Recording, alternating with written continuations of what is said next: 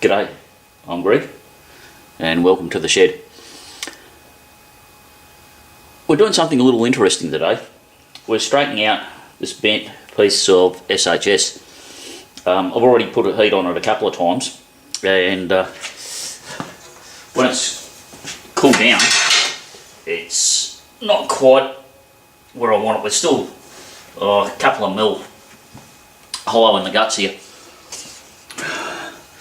So what I want it to do, if it's a couple of mil, can't see my hand here, if it's a couple of mil low, if it's a couple of mil proud in here where it was originally bent, that's not a problem, but if it's low, it'll be a problem. But that's only half of what we're talking about. This here is a Hebel brick. They're a composite brick that's that we get here in Australia. I don't know about all over Australia, but we get them in Western Australia, and they're spectacularly light. Don't know what that weighs, but it's incredibly light, and they use them for buildings, for houses, and that's 600 by 200 by 100, I think it is, and they cost $6.30 less my trade discount. I retail at $6.30 each, and this is amazing because the burner I'm using to heat this is rated at 114 kilowatts. The front of this glows red with the flame that comes off it, and yet, well, you saw me picking the ends of it up. I'm resting my cup of tea on it. The back of it is stone cold, it's at ambient temperature. The insulated properties of this are quite amazing.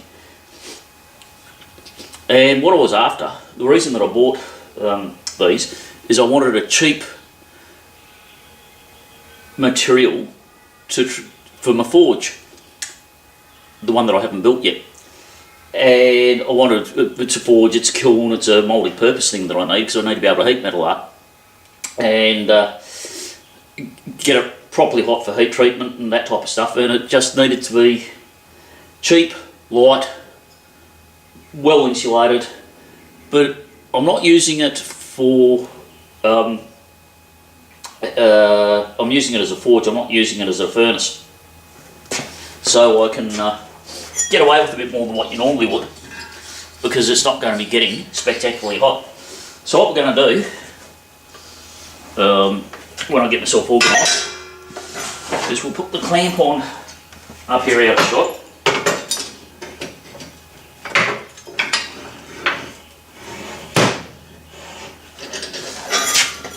And we'll turn you around so you can see that.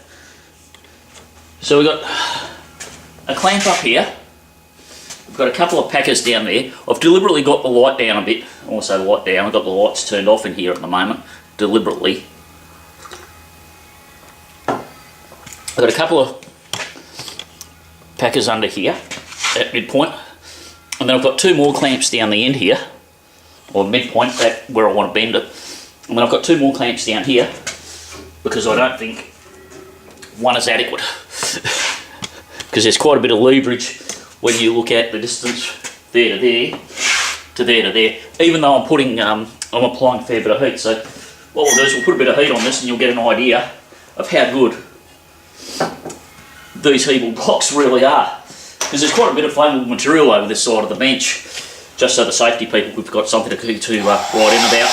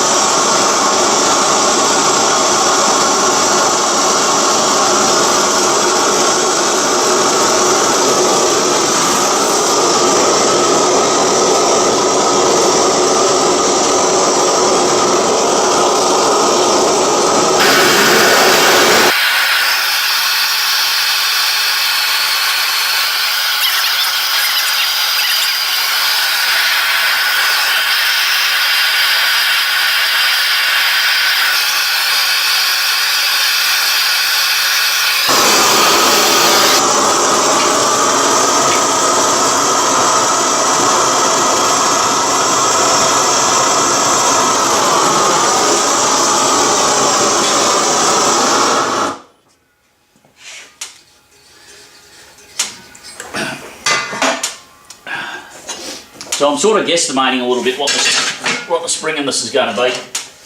And back at this end here, I've probably got about 2.5 mil. It's pretty true through here, and back here on the other side of the pivots there, it's about 2.5 mil. So I might just let it cool.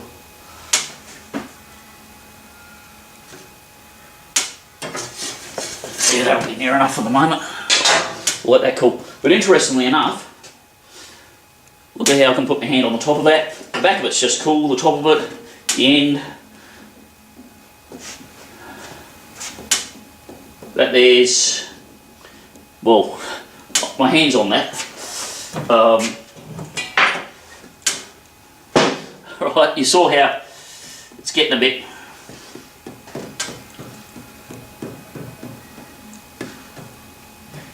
Yeah, I'm not going to risk burning myself, but that is probably you start pulling your hand away at about 50 degrees. Your safe time period on your hand is measured in seconds. At 60 degrees, it's, you were talking a couple, 1 or 2 seconds at 60 degrees. So you saw how long my hand was actually on there. It's like I can grab this. That's probably getting around 55 degrees, I'd say. It's not burning my thumb, but it's certainly warm. So it's maybe a little bit less even, but that's quite impressive. And as for the back of this, it's incredibly lightweight. What there is there's a little bit of dust on down here on the bench, but that's probably off the surface. I don't know if it's heat erosion. If it is, I don't care, because these things are cheap enough. And now there's a phone call, so I grabbed that. So I've turned a bit of light on now. So I went to the Big Green hardware store. I got one of these Trade-Mate burner kits. This is the 60mm one.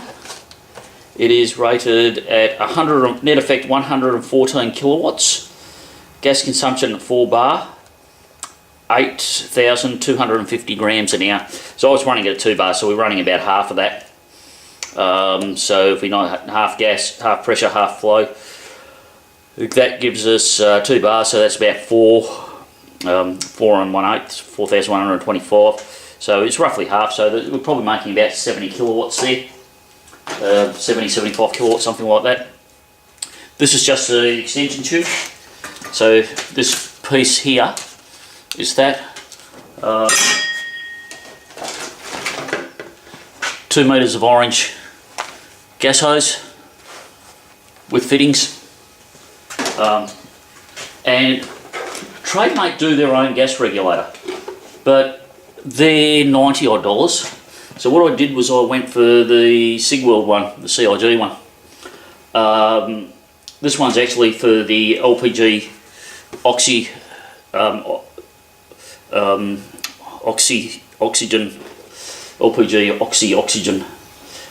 heating and brazing kit. And these are on special at the moment. They're only $80, so they're about $15 cheaper. The other thing too I like about that is this one has a gauge on it, which suits what I want in the workshop, and it also suits what I'm doing out in the if I'm making a gas-fired furnace. I want a pressure gauge that I can read, so I went for that one. I don't know what the flow capacity on it is, because there's nowhere that I actually see it. It's not, there's no specifications or anything kicking around that came with it. You get the warranty form and bits and pieces. This stuff is distinctly light on documentation. The Trade-Mate handpiece, blah blah blah blah blah. How to replace a burner, how to ignite, how to assemble and disassemble. If you haven't got your glasses on, you're not going to read it. And that is a huge bugbear for me when it comes to any instruction. A very good friend of mine gave me some advice. He used to write workshop manuals, or no, sorry, not workshop manuals, operators manuals, and I pay particular. I want to say pay particular. I made note of it, and I treat it as gospel. When we write, because I was working, he was my boss then, and I thank Duncan for this very good piece of information. The advice he gave to me is when you write an operator's manual, always write it in size 14 font.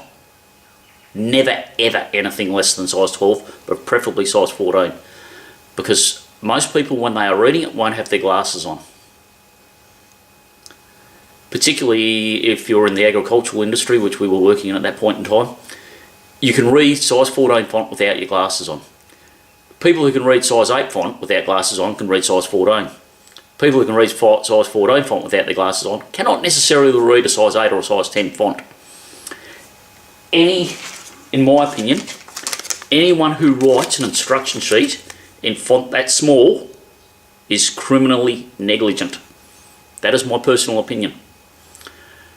A lot of people can't read stuff this small, particularly the countries where most of the population needs glasses. If you haven't got your reading glasses, if you've got your general purpose glasses or your distance glasses on, which a lot of us have, like I have my reading glasses and I have my driving glasses, and I don't need glasses to pass my driving test. I can pass it quite adequately without glasses, but I still have them. I have distance glasses, but I can't read that without my glasses. Nor can a very significant part of the population, and people still make manuals and instruction sheets. I saw an instruction sheet the other day that I could not read with my glasses. The only way we could read the instruction sheet, and that includes a 7-year-old child, the only way we could read it was we had to put it in the photocopier and zoom it 200%. Then I could read it with my glasses. End of my rant. Thanks for watching.